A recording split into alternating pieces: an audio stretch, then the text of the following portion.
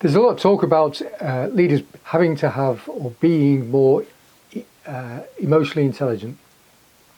I would argue that I don't think that's the key driver of good leadership.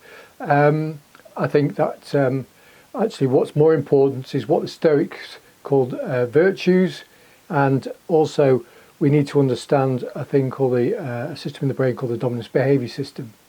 These are trying to get someone to change their behaviours is very difficult at the best of times, let alone change the personality. If we look at, if you've done any kind of personality profiling, we always have these archetypes. Well, we have business archetypes: founder, entrepreneur, manager, coach. There are slight differences. We tend to call all business owners, say entrepreneur or founders, whatever, but there are slight differences. Founders, they rely on social intelligence. They can read a room. They will more likely inspire people with a vision of the future. As I say, they using social intelligence, they can perceive how people are feeling in a room and a group of people. Entrepreneurs, they're more ego-centric, which means that they're able to experience the world by jumping in and finding out and getting immediate feedback. That puts them into their flow state. So understanding that personality, they're very competitive as well. You know when you're in the presence of an entrepreneur, a true entrepreneur, because if you go to them with an idea, chances are, because they are so competitive, they'll say, no, that won't work. And then about a week later, they come back and present your idea to you as something they've just come up with. So yeah, entrepreneurs, quite competitive. Managers, they use cognitive intelligence. They predict the future based on what happened in the past. So they predict based on patterns that they've seen. So pattern recognition is something they're quite skillful at. And then the coach. Now the coaches are, generally speaking, good coaches are empathic. But that's in a kind of one-to-one situation. They're very good at developing people. They're compassionate and they understand and they enjoy supporting people.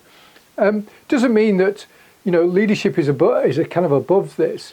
The Stoics said that there was certain virtues. So rather than trying to change your personality, it's to promote virtues within the organisation. Entrepreneurs full of courage, but that must be balanced with compassion. Okay, too much of this, too much competitiveness is disruptive, and too much compassion means that you might have trouble making the difficult decisions. Too much curiosity, too much fascination with novel ideas means that nothing actually gets achieved. And of course, too much clarity, too much certainty leads to mental sclerosis, and therefore you don't change, you don't evolve.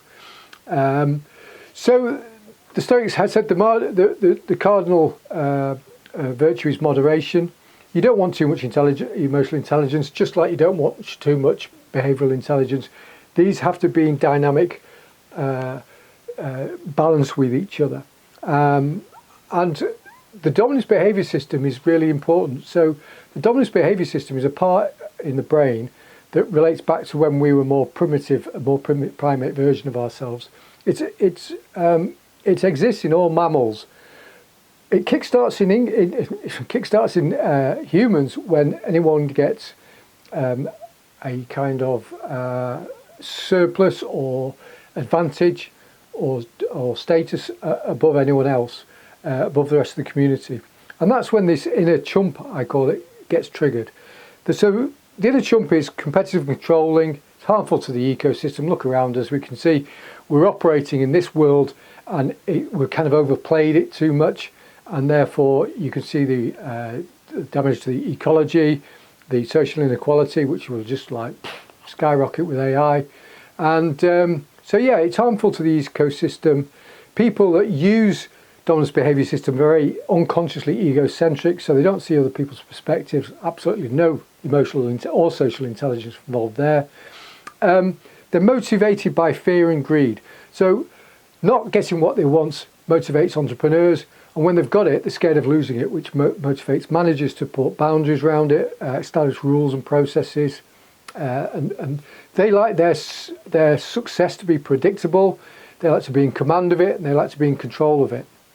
Now then, we have a choice. We could trigger the inner chump, which is the dominant system around today, or we could choose to be trigger the champ. And that be a champ, it means that you're more collaborative, you're more helpful to the team and the community. You help develop people so they can develop their own agency and autonomy. They're more aware of themselves, so that is important.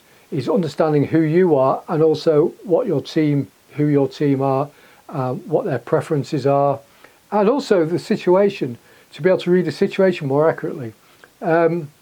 And you can do that when you've got a more inclusive view, but also handling more complexity takes some simple rules and tools, which we cover on the workshops that we do. So they must have a moral compass, okay? People will be attracted, so if you want to retain talent these days, if you're showing that you've got a real moral compass and not just greenwashing, then you'll do better. And they're able to paradigm shift. They paradigm shift to success. No model of the world is ever complete. The map is not the territory. And so we must always be refining things. But of course, if you like everything predictable, then you're going to stick with the inner chump because that's where you want to be in control. This leads to forced followership. You can get people to follow you using the dominance behavior system, the inner chump. Yeah, what we know is, and as we can see in the world at the moment, this forced followership, having to obey rules, and it does make people depressed and anxious and generally unhappy. Okay, here there's more chance for people to find their own purpose, passion and potential. And so really, this is more important. Virtues are important, and choosing which system of leadership you're going to use is an easier thing to do than trying to change your personality and become emotionally intelligent.